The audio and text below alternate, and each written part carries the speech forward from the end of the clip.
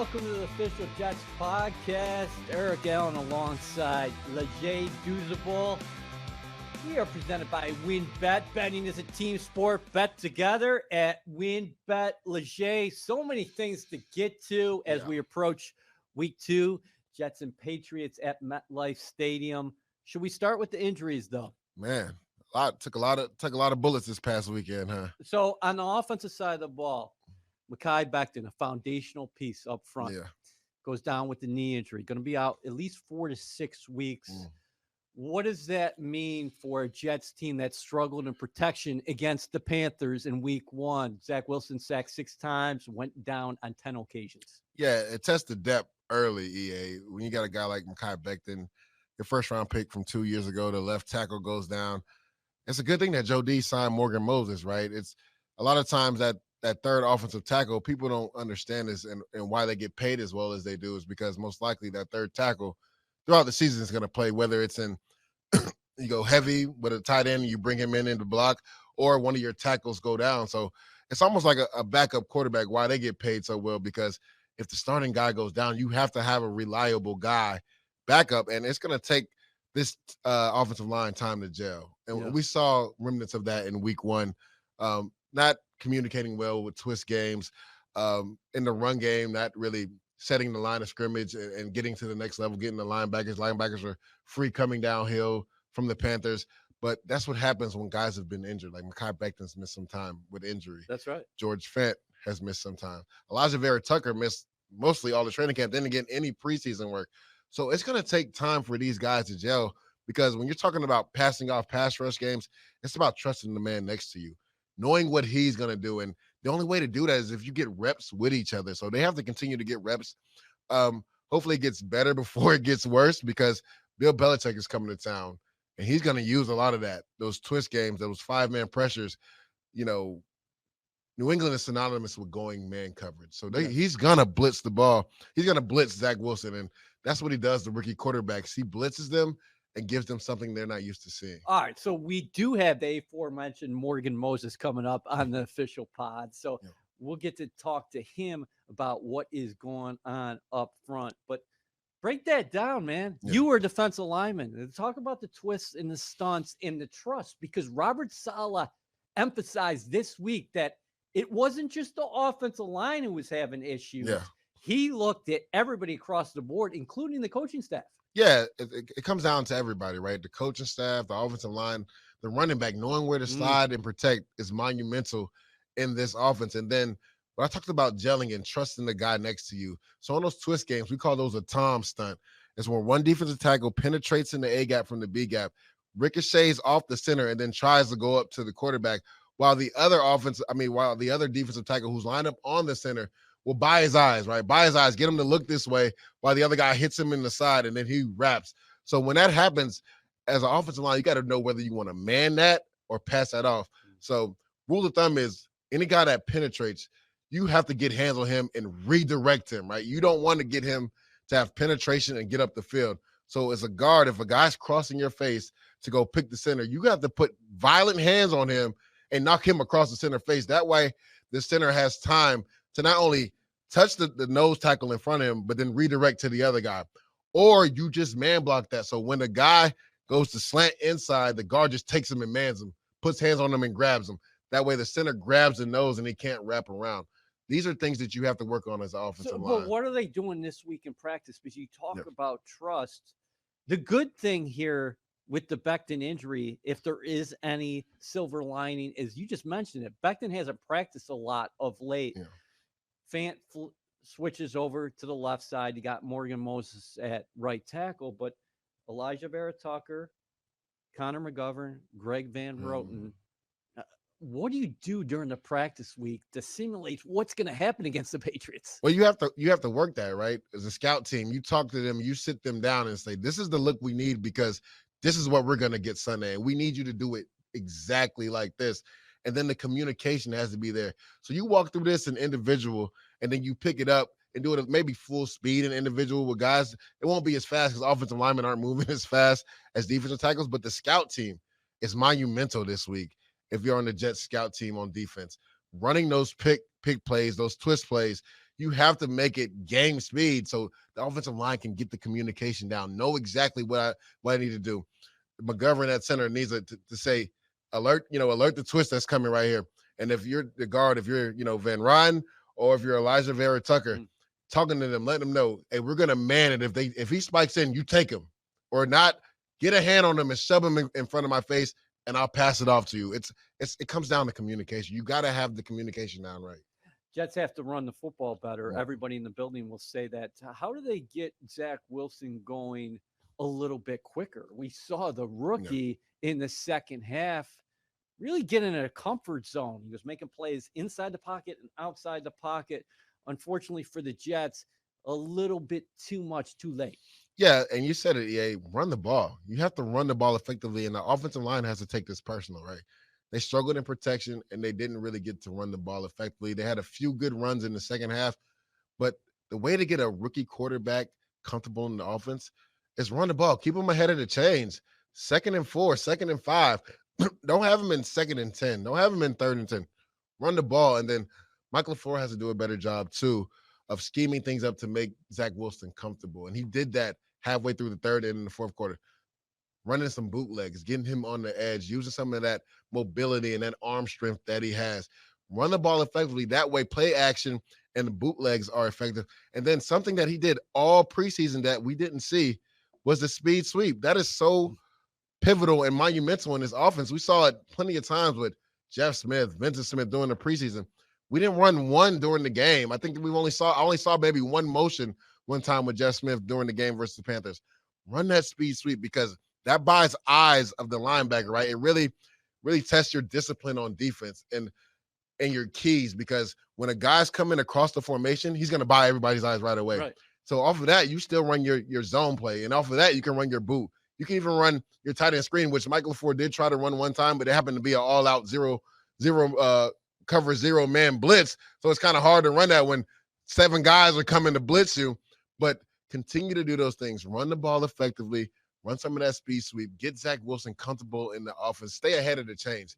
2nd and 5, 2nd and 4. Don't have him in 2nd and 10. And then don't abandon the run, even if it's not working right away. What did you like most about Wilson? We saw that connection with Corey Davis again. That's going to be something that I think is there throughout the year. I would make the argument right now that Davis is the best receiver the Jets have had, perhaps, since Brandon Marshall 2015. I would probably have to agree with that. And the thing is, like, that connection has gotten better and better and better. And I know people were worried about it in the beginning of training camp because he had a real rapport with E.J. Moore, and everybody was forgetting that Corey Davis was the big prize free agent on offense. And I told people last week, I was like, if you're in fantasy, Corey Davis is a guy you might want to look at because the rapport he's built up with Zach Wilson the last few weeks has shown well. And we saw a little bit of that on Sunday, right? And what I saw from Zach Wilson, I saw grit. I saw fight. He was beat up, battered, knocked down the first half. And, a lot of talent evaluators, a lot of players around the league were like, well, this kid didn't get touched at BYU. But that's not true. If you look at his film the year before, he was actually hurt. He got beat up against the game versus USC. Last year, they played some inferior competition at BYU. But he was hit a few times. But what I love was when he got knocked down, he got back up. And he fought that second half. I mean, you're talking about 2 drives. I think one was a 10-play drive and one might have been an 8-play drive. This guy got the ball out of his hands. He was doing the things that we saw in preseason, getting the ball out of his hands, being decisive, going the first read wasn't there, getting to the second read, getting it out of his hands. And I think, like I said, Mike LaFleur did a better job of making him more comfortable in the system. And his rapport with Corey Davis, and we saw it, right? Pocket breaks down, he rolls out to the right. Those are absolute dart to Corey Davis. And then what I liked, him in the pocket on that out route in the fourth quarter to Corey Davis for the touchdown. It was good coverage by J.C. Horn, but it was a better outside, throw. Only spot it where was a better throw by Zach Wilson. And you love to see a rookie quarterback bounce back like that. Yeah. Listen, that throw was great. I mean, that just showcased his accuracy from the pocket. In the first touchdown throw to Corey Davis, great play by both of those guys because no quarterback in the NFL, this better than anybody, likes to have pressure up the middle. Yeah. He avoids the pressure up the middle, goes to his right, and he just flicks it. It covered, they say, 26 yards. That ball was in the air 40 yards. It looked like it was in the air for about 40, 45 yards. Right. And again, great job by Corey Davis, right? Working his way across the field. pocket breaks down, your quarterback needs an outlet. I'm the guy. I'm your veteran guy. I'm going to roll out to the sideline and be available for you. And he did a great job breaking off to the right, and Zach Wilson saw him and just throws a laser beam. Like you said, he flicked the ball, but it came out of his hand like a fastball and was able, to score a touchdown right there. Okay, so what is he facing against the Patriots? No Stephon Gilmore, so the Jets get somewhat of a break there. J.C. Jackson, very good cornerback himself. Dante Hightower back in the lineup. Matthew Judon. Kyle Van Noy. Yeah. So they got a lot of players on defense, and that's a defense that feeds off their communication. Yeah, definitely. And this week, you're going to see a lot of man coverage on the outside. Well, now, will Corey Davis be followed by J.C. Jackson? I'm not sure, because Jonathan Jones is a good young player too. And both of these guys, I think in the beginning of the game, will start left and right. Usually if anybody would follow anybody, it'd be Steph Gilmore, but he's on Pope, won't be back till after week 6. So I think Bill is going to play them left and right. Now, if Corey Davis start having some success and he has it on Jonathan Jones, then he might move over and put J.C. Jackson on him one-on-one. Okay. But Zach Wilson, his offense is going to see a ton of blitzes. Like, we know the history of what Bill Belichick does to rookie quarterbacks. He blitzes them. He plays man coverage. He takes away your first read. He's going to do something unexpected that Zach Wilson hasn't seen, and he just has to be able to adapt and be ready for that. Get off that first read quick. Get to that second and third read. Get the ball out of your hands and be accurate. And when he's done that in the past, and he did it in the second half, more specifically in the fourth quarter, being able to get off that first read, get to the second read. That 4th and 10 pass of Braxton Berrios with the game on the line on that crossing route with a all-out zero pressure man blitz coming to you, that's a big-time throw. Like, a lot of quarterbacks would have faltered under those And how conditions. about Salah going for it, too? I feel like he had to right there. No, I understand, but I think some people might have been really conservative there. How many minutes were on the clock? I don't know if it's 5 minutes, 6 minutes. I can't remember. But I got to go back to Jesus right now and check that out. But, yeah, you had to if you want to win the game. If you want a chance to win the game. Yeah. I mean, you're down, 11 points in that situation. But I've seen guys punt before. 100%. But it shows the mantra, right? All gas, no brakes. We're going to continue to fight. We're going to bring that energy. And it also shows that they're giving this team to Zach Wilson, right? Yep. It's because they trust the quarterback to make a play, and he did make a play. All right. So the official Jets podcast is presented by WynnBET. Betting is a team sport. Bet together at WynnBET. Leger, I know you want to talk about the receivers. We broke down Corey Davis a little bit. Braxton Berrios, you mentioned him, 5 catches. Jamison Crowder, it is expected that he will return to the lineup this week. Yeah. That will be critical, I think, for the young quarterback and this offense. Keelan Cole, we're taping on Tuesday. Right now, he's got a knee injury day-to-day, was a game day inactive last week. What do you want to see as far as personnel packages at the receiver position? Yeah, I mean, it's great if Jamison Crowder comes back. You talk about a veteran guy, one of the best slot receivers in the league. That can be a safety blanket for Zach Wilson. But one thing that everybody's been talking about, right? Denzel Mims. I would love to see him out on the field because this guy can stretch your defense. I remember in 2017 playing for Robert Saleh and the San Francisco 49ers. Kyle Shanahan's the head coach. We had a receiver, Marquise Goodwin. Yep. Right? Speed guy, kind of like Mims, can stretch the field. Wasn't the best route runner, but this guy, you had to respect him taking a shot down the field. And what that does is that buys one of your safeties. And I think that's how Mike LaFleur can use Denzel Mims. This guy runs a 4.3 at 215, 6'3", EA. Put him on the field and have him go straight for go routes, post routes. Either way, a safety has to respect that because when that speed is on the field and he gets you on your toes, if you're not out of your backfield, he's gone. Kind of like what Robbie Anderson happened in the Panthers game, right? You have to know your personnel, and everybody knows Denzel Mims can run. And he had 1 catch for 40 yards. Dude hadn't played the whole game. Talking about getting explosive play after sitting the first 3.5 quarters of the game, going out there producing. Kind of reminded me in the preseason game versus the Giants, 3rd and 18, takes a quick slant route and just muscles his way for 20-plus yards and gets the first down. So this guy is a big play receiver. We have to find a way to get him on the field more. You're right. 4th and 8 from the 25, 3:20 on the clock. Still, I've seen guys punt in that situation, use their timeouts, even though it was a 2-possession game. Bottom line. So you'd like to see Mims more. Let's go to the defensive side of the ball. Man, the injuries keep on piling up. Yeah, they do. It's tough. It's tough. You lose LaMarcus Joyner really early in the game, and he was a guy that a lot of people weren't talking about. When He was going to be a signed key piece on this defense. He was a pivotal piece on this defense just because of his history, right? Played some nickel, has the cover skills, can cover tight ends, can get into the box. And they love that he could come down, play man-to-man. Exactly, and then you could have Marcus May play deep. But now with an injury like that, and it seems like he may be gone for the year, Redwine goes into the game, and we saw that he had just gotten here, 4 or 5 days before that. You have to know your personnel, and he's a young player. Robbie Anderson, the style, all he's going to run is a go or post, and you have to know what type of speed he brings. But I like that they picked up Adrian Colbert and they activated him on Sunday. He's a guy that's real familiar with this defense. I played with him in 2017 with the San Francisco 49ers. They drafted him at safety, and he ended up starting later on in that year. He's a guy that can play at a high level, but has had some injury issues. And when he came into the game, I think you saw like the swing of the game kind of change a little bit because he's more comfortable than Redwine in his defense because he's played in it a lot more. He left San Fran and then went to Seattle, which is a similar defense. Right. So this guy knows his defense. Plus, I don't know if everybody knows this, he was just with the Patriots during this offseason.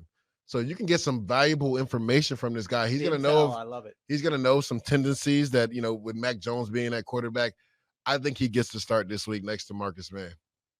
Let me throw a little curveball at you. Okay. I thought Michael Carter II was awfully impressive. That's not a curveball. He balled. No. Do you think about lining him up at safety, putting Javelin Guidry at nickel? I mean, Carter has the history of playing safety. I felt like he did so well at nickel, I would leave him there. Yeah. You have a guy in Colbert that is comfortable playing safety, that's played safety in this defense before.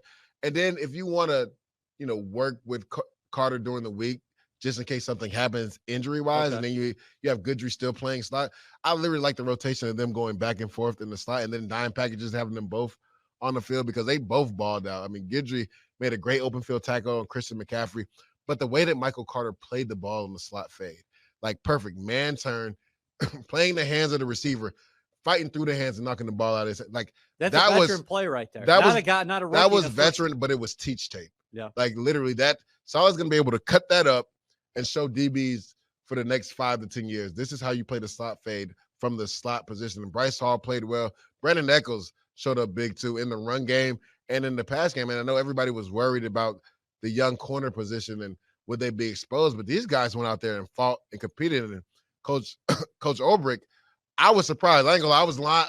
I was yelling at the TV like, get these guys out of man coverage every play. But these kids were feisty. They went out there and fight. And you heard Saleh talk about it. He's been excited about this young group because they are fighters.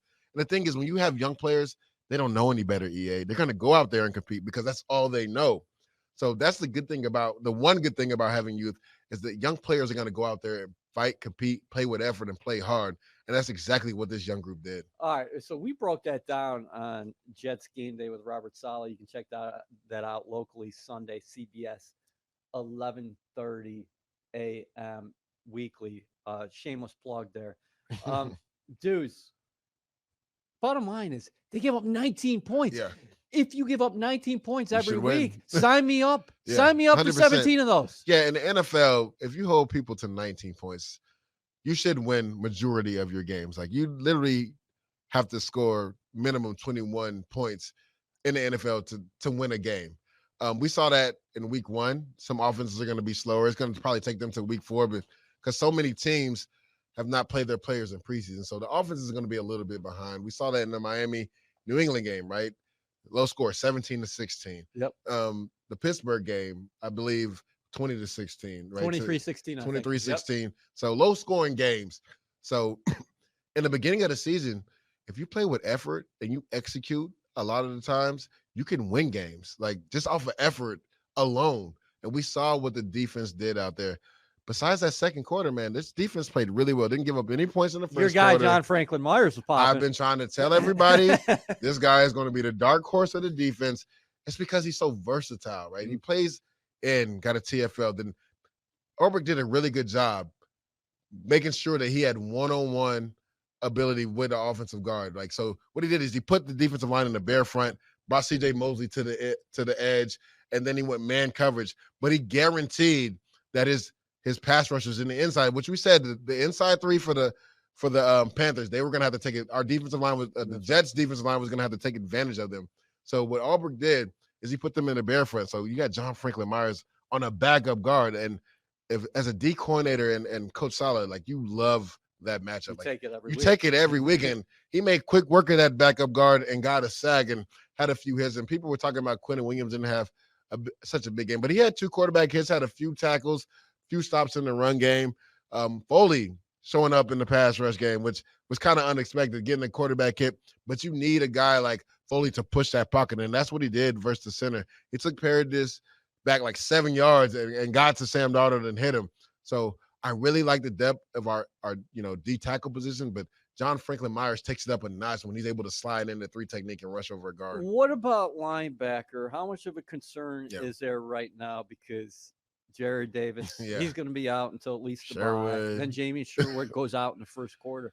Delshon Phillips was a practice squad call-up on Saturday. He leads the team with 9 tackles. You got C.J. Mosley and Hamza Nasruddin playing his first professional game. Yeah, it's tough. It's kind of like what the Jets are going through right now, right? Testing depth at each position. And we talked about this in preseason. Like, I liked our linebacker group, but I was like, if anybody gets hurt, we're in trouble because we just don't have the depth necessary. And not only did somebody get hurt, we lose 2 linebackers but before week 1. Sherwood got hurt early in the game. Jared Davis got hurt in the preseason game. And then Delshon Phillips comes in and played admirable, but led the team in tackles. Now, there was some leakage yards there at the end, but, I mean, how many reps did this kid probably get as far as practice going against the Panthers this week? Probably none. Right. Goes in there and leads the team in tackles. So, I mean, if you're Robert Saleh, you're ecstatic that this young kid came in and was prepared, was ready when his name was called, went out there and played hard and balled. So, going forward, will he be the starter? I think he's earned the right to potentially be the starter this week versus the Patriots. Patriots have a sound offensive line. You know they're going to try to attack on the ground, so a little bit of a different matchup. Christian McCaffrey gets his yards, but I thought the Jets had awfully good penetration on a lot of plays, and he just makes positive yards, where you're going to see better blockers up front this week against the Patriots. Probably a lot of 2 tight end looks as well. 100%. So, So different matchup.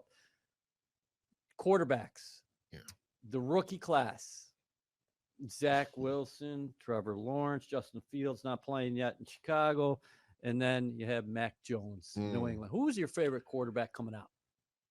This is not me being a homer. This is being 100%, and you can catch me on record saying this before the draft, but I had Zach Wilson as the number 1 quarterback, and it's probably because I saw him more than I saw the other quarterbacks, like in person. I called the games for UCF, and UCF played BYU in the Boca Bowl. This kid could have sat the game out. He was going top 5 regardless. But for him to go out there, play with everything to lose, right? Because you get injured that game, who knows what happens. Right. He went out there and put it on a display, EA, as far as showing everything that everybody has been talking about. The arm strength, the off-platform throws, the mobility. Like, they use Zach Wilson in the red zone at BYU, and that's something – that I wonder if Mike LaFleur would do. I know you want to protect your quarterback. You like the 2-point conversion, right? But his mobility, like using him in the red zone more and using that mobility, because that buys another runner for you. When you have a quarterback that can run and make plays with his legs, it gives the defense nightmares because that's another person you have to account for in the run game. Yeah. So his mobility, they used him on quarterback counters. They used him on quarterback draws in the red zone. Like the intangibles that this kid has. Like I think honestly, I think he had 10 rushing touchdowns last year. Yeah. And to your point about the athleticism, I think people always say, yeah, he's athletic. No, he's supremely athletic. Legitimately athletic. I mean, you saw it. Like it was 6 sacks. It could have been 10. Like how many times did he spin out of Hassan Reddick's arms? Yep. How many times did he spin out of Brian Burns' arms? Like this kid has pocket awareness. He's pocket savvy. But he's athletic. Like people always say mobility. No, this kid's athletic. Like he can get it done with his legs. So I wonder if that is something that Mike LaFleur will take a look at and in the red zone, maybe throw in a quarterback draw. Yep. He threw in the zone read right there where he scored on it. Maybe throw in a quarterback counter for him where you get him on the edge with his legs and maybe have an RPO option off it where he can run but then maybe throw the ball and just get this kid on the edge and use his mobility. All right. Let's go rapid fire here before we get to Morgan Moses. Let's do it. Most surprising result in the National Football League Week 1? It had to be Tennessee getting drummed by Arizona. I mean, that New Orleans and the Packers. So I mean, because to me, Tennessee, their issue was defense, right? But they spent a lot of money, Bud Dupree, Janoris Jenkins, and that defense still got drummed. And then Chandler Jones, like Tyler Lewan's all-pro offensive tackle. Yeah. He made him look like he was, no pun intended, a practice squad player. And I've played in practice squad, so that's, not a shot at anybody. But when you're a Pro Bowl player and a guy, gets 5 sacks on you, something's not right there, EA. So what is Chandler Jones on pace now with the 17-game season? That's 85 sacks. That's what they said. He's going to set the record with the pace. But then also how Green Bay came out on offense, which I kind of called this, right? Aaron Rodgers missed the whole offseason, no mini camp, didn't really get his receivers like he has done in the past. I think by week 4, the Green Bay Packers will come along, but I knew they were going to have some growing pains. Like, your quarterback can't miss the whole offseason, even though he's beefing with the people upstairs and just think you're going to go out there and perform. Yes, you had all the training camp and things of that manner, but you see Tom Brady and what makes him so great. He's taking snaps in the preseason. In the preseason, but he's also with his receivers in the offseason before offseason training even begins. And then when they break away from the team for those 6 weeks, he's with his receivers multiple times, getting ready for training camp. And that's something that Aaron Rodgers routinely does, but he didn't do this year. All right, so we just got word that Morgan Moses is getting in the extra work right now, so he's not actually going to be appearing on the podcast, getting ready for those stunts and games up front from the Patriots. Dudes, okay, AFC East this week, Jets-Patriots, we talked about that, but what do you think about the Bills who lost at home to the Patriots going down to Miami, who secured that victory up in Foxborough last week? It'll be a tough battle. The thing is with the Bills, and I've kind of called this, right? Until you have some semblance of a run game, it's going to be hard for you guys to dethrone the Kansas City Chiefs. And we saw that play a part Sunday versus Pittsburgh Steelers. Yes, you paid Josh Allen a lot of money, but having him drop back 50 times, EA, is not going to do it, especially if you have a team like Pittsburgh that can rush with 4 and get after you. And granted, the Pittsburgh D-line is probably one of the best, if not the best D-line collectively together in the NFL. Very good group. But if you can play zone, right, and that Brian Daboll offense, just, they lit people up last year, throwing the ball down the field. It seems like Josh Allen was pressing to do that again yesterday versus Pittsburgh when he had the check down wide open, when he could have went to the third read and got 6 or 7 yards. What they did a really good job of putting hands on Stephon Diggs, and then they bracketed him. So he never just had free releases. And Stephon Diggs will kill you if he gets a free release, but Pittsburgh was not going to allow him to do that. And they got after him with a front 4. And they did a really good job of disguising fronts, right? It looks like it would only be a 3-man rush, then Melvin Ingram would add. So it essentially wasn't a blitz. It's a 4-man rush, but it made it look like a blitz. And then you talk about the communication on the offensive line. If Melvin Ingram is just walking around, you have to know that most likely they're not going to drop him in coverage. He came to Pittsburgh to rush opposite sides of what? Like, he's coming, so you just got to know where. The thing is, he's always been able to rush over guards too. So most likely, if he's walking around, it's to get him one-on-one matchup with a guard. And Pittsburgh did a really good job of doing that. So the adjustments weren't there for Buffalo yesterday. And Brian Daboll, they struggled to adjust to taking the checkdowns, taking the non-sexy plays, right? And just moving the chains. Well, let's see if the Bills get out of those 4 and 5 wide receiver sets this week. You have to run the football eventually. In Miami, I'll tell you what, they played a sound defensive game, and they did not beat themselves in New England. That's why they came away with the victory. And the Dolphins have a wonderful opportunity to go to 2-0 in the division. It's big. But shoot, you're looking at the Jets right now. You got a chance to even up your record and put the Patriots at 0-2 with 2 division losses. Yes. So and that's monumental, right? It's a rookie quarterback coming in. Everybody's talking about Zach Wilson and what Belichick does. Well, let's not forget there's a rookie quarterback on the other side who only averaged about 6 or 7 yards per attempt yesterday. So it wasn't like he was just lighting it up. Now, he is efficient. That's what Mac Jones does. He's going to be efficient with the ball. But on the offensive side of the ball for New England, there's not one receiver besides Aguilar that you're really worried about Gonna beat you going up deep, top. beating you up top, right? And he's had problems with drops in the past. So this is going to be a rugged game. You got to Jets, get your mind ready. This is going to be a rugged game. This is the hated Patriots, right? I don't know if a lot of these young guys know about the history between the Jets and the Patriots, but this is a real rivalry right here. New England thinks they own the Jets. So you have to go in with that mindset. Like, they're going to come and run the football behind that offensive line. Damian Harris, which, usually Belichick benches guys that fumble the ball, but I think he was so effective last week. It's going to be hard to bench him, right? He's going to run with some anger because he felt like he cost his team the game last week by fumbling it with about 3 minutes left on the clock where they're about to go in and score. Yeah. He's going to run with some anger. Stevenson is a nice running back they have. And you know what James White does out of the passing game. You talk about caught a lot of balls last week, and you mentioned the 2 tight ends with Jonnu Smith and Hunter Henry, of course. Exactly. And you talk about Christian McCaffrey and what he did out of the backfield. James White can do those same similar type things coming out of the backfield. So Jonnu Smith is going to be an issue in the pass game, and Hunter Henry's a nice player too. So you're going to see 12 personnel, Tiger sets. They're going to run the ball effectively, use that play action, try to get Jonnu Smith open, try to hit Nelson Aguilar on the free throws, Jacoby Myers there. Kendrick Bourne is like their position receiver. They're going to try to get him the ball. But you have to know, if you're on that defensive line and you're a linebacker, bring your big boy pads this week because it's going to be like 9-on-7. Oh, I love it. I say the first team this week at MetLife Stadium to score 20 points is going home a victor. Most likely. The official Jets podcast is presented by WynnBET. Betting is a team sport. Bet together at WynnBET. WynnBET is now live in New Jersey, and they're bringing the excitement of Wynn Las Vegas to online sports betting. Get in on all your favorite teams, players, and sports, from boosted parlays to live in-game odds on every major sport. They have what you need to win. Sign up today to receive a special offer, risk-free $500 sports bet. Download the WynnBET app now or visit wynnbet.com to start winning. WynnBET, an official sportsbook and gaming partner of the New York Jets. Offer subject to change. Terms and conditions at wynnbet.com. Must be 21 or older and present in New Jersey. If you or someone you know has a gambling problem, call 1-800-270-7117. All right, Leger, let's bring in defensive tackle Folorunso Fatukasi.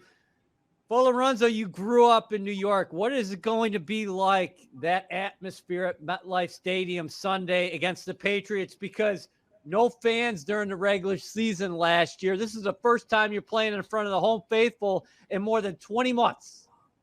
Man, it's going to be exciting to be back home in front of Jet Nation.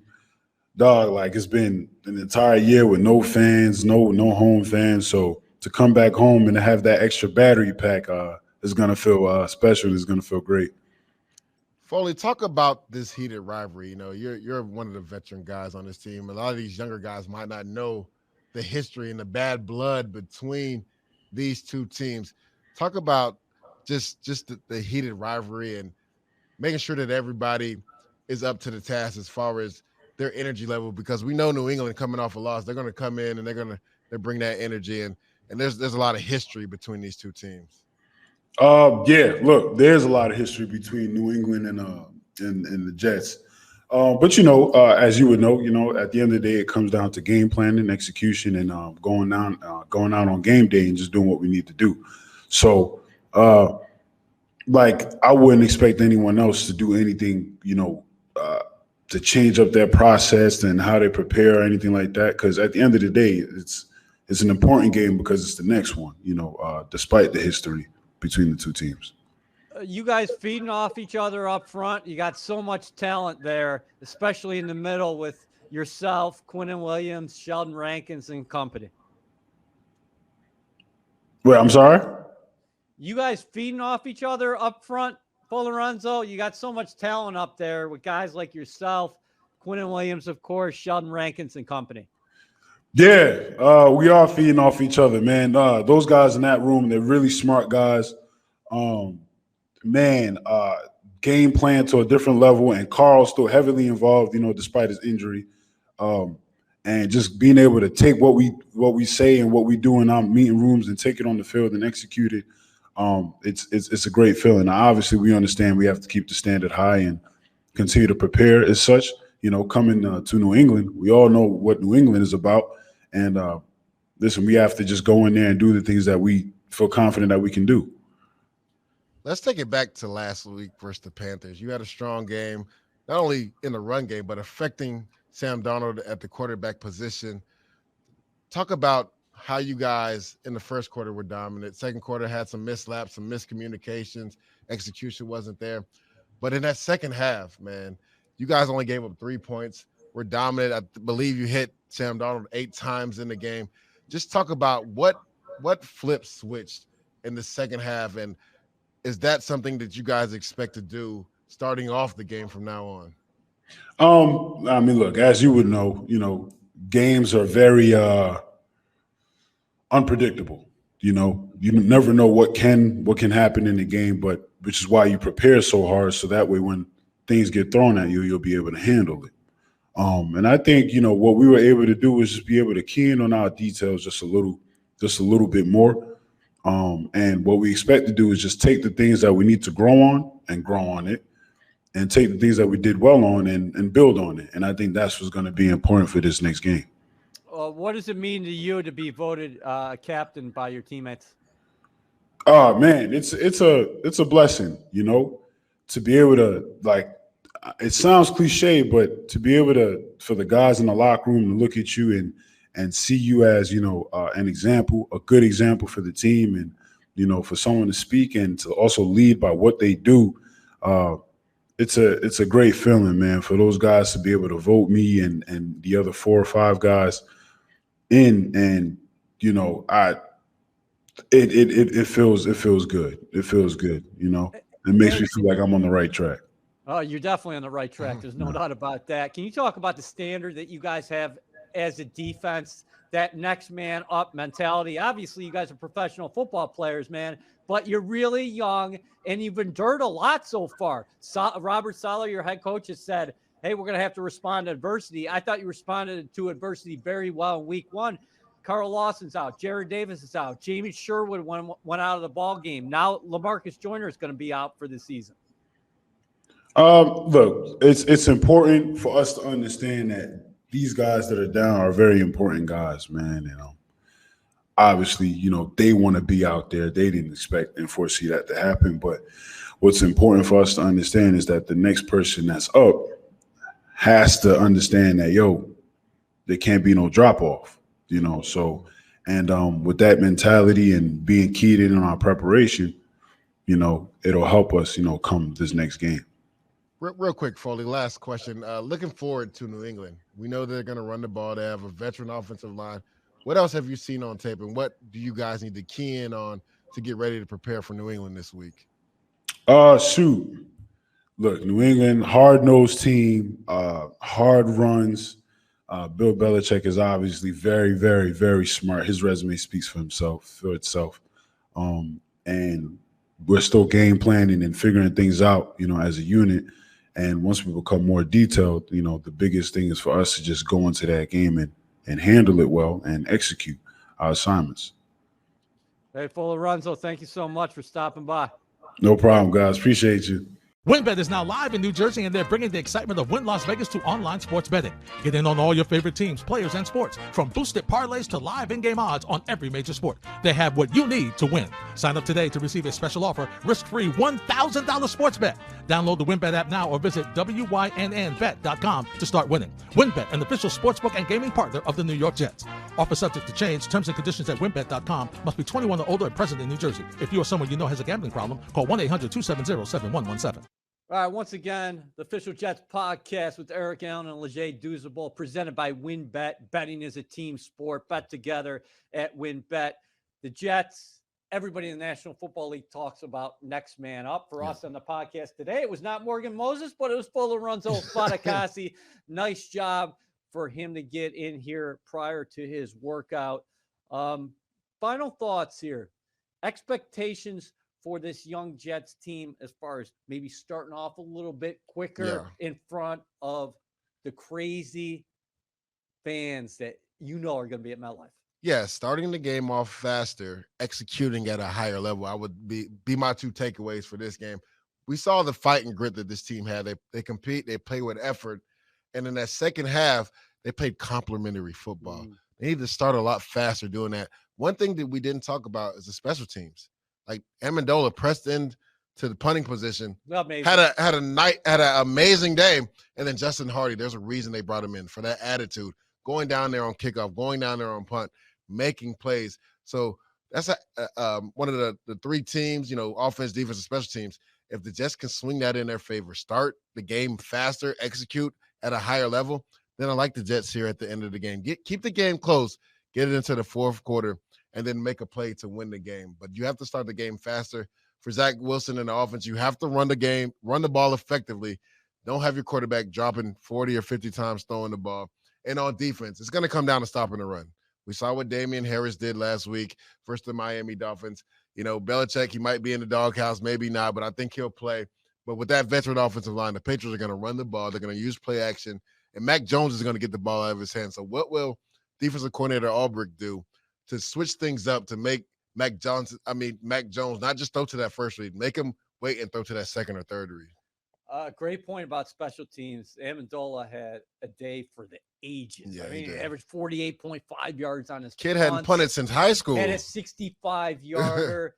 Justin Hardy's going to be a big-time X factor for the Jets throughout the year. To beat a Patriots team, you have to play well in all three phases, and we know that. Bottom line, watch explosive plays this week because the Patriots lost in week 1 because they didn't have explosive plays on offense. Gave up some plays down the field without Stephon Gilmore in the pass game. Can the Jets get more explosive plays and ultimately finish this game and leave 1-1? It's going to be an awesome atmosphere. Dudes and I are going to break it down next week on Official Jets Podcast.